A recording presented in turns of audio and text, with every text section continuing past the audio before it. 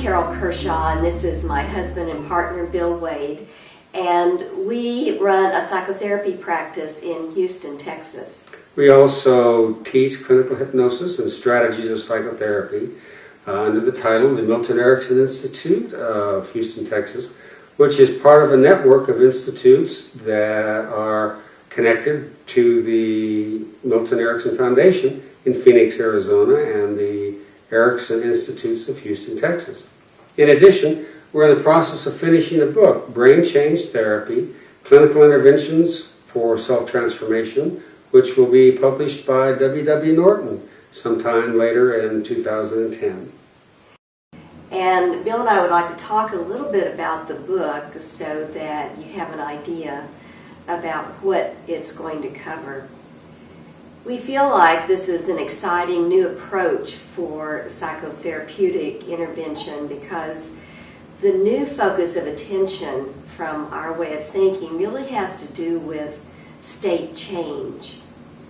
And as a matter of fact, when Bill and I talked about coming up with this idea a long time ago, it really occurred to us that part of the problem in psychotherapy, psychology, and psychiatry has been the issues surrounding that clinicians really don't pay attention to the person's brain.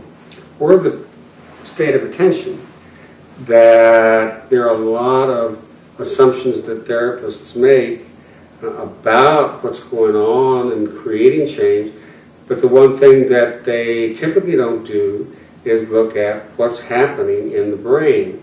Neuroscientists now know that there are a number of neural pathways that are directly correlated with state change, that anger, anxiety, curiosity, play, so on and so forth, are actually neural pathways that lead to rather dramatic changes in state.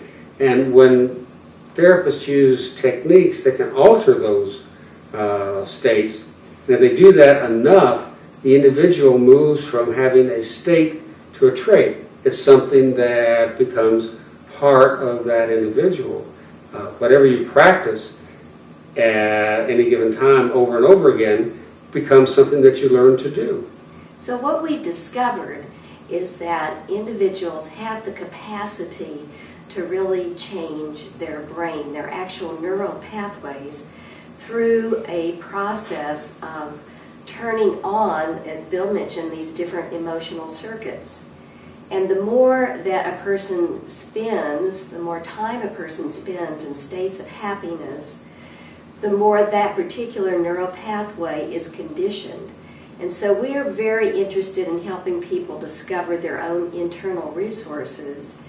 And everybody has the ability to solve problems, and probably that they don't know that they have these abilities because oftentimes these memories reside at an unconscious level. So not only in this approach are we going to look at helping people consciously through attention training, but we're also helping people retrieve some emotional resources through the use of very deep hypnosis. So psychotherapy makes use of conversation. The brain is a social organ. We know that it's affected by interpersonal activity. We know that the brain is affected very early in life by a mother or a parent's gazing into the eyes, and that affects the brain. So the psychotherapeutic relationship affects the hardware of the brain. We also know that ancient practices like meditation affects the brain and affects behavior and the state a person is in, as well as hypnosis and some modern technologies such as biofeedback, EEG biofeedback. And this book really chronicles all of those approaches, but focuses primarily on the deep state change with hypnosis and biofeedback and EEG biofeedback.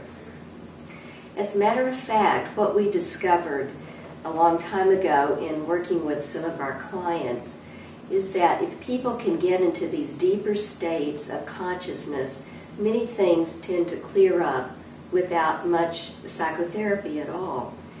And so we're really revisiting something that seems like a very ancient piece of wisdom, that as you calm your mind and you spend time in a state that hovers right above sleep, that you have the ability to reorganize many things, and conflict that is internal and sometimes external tends to just melt away. I had a patient that came to me for resolving migraine headaches. He had a number of other issues that I thought we probably should talk about, but we really didn't mention, and we spent a good bit of time doing alpha theta training, which was helping him getting into a state that was just above sleep.